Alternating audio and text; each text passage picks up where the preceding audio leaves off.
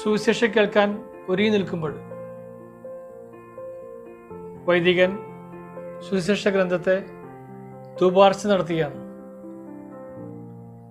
ആൾത്താര ബാലകർ കത്തിച്ച് തിരിയുമായിട്ട് വൈദികൻ്റെ ഇടതും വലതും നിൽക്കുമ്പോൾ വൈദികൻ പ്രഘോഷത്തിന് ശേഷം പ്രകാരം പറയും, കർത്താവിൻ്റെ സുവിശേഷം. വിശ്വാസികളെ നമ്മൾ ഏറ്റുപറയും, ദൈവമേ അങ്ങേക്ക് സ്തുതി.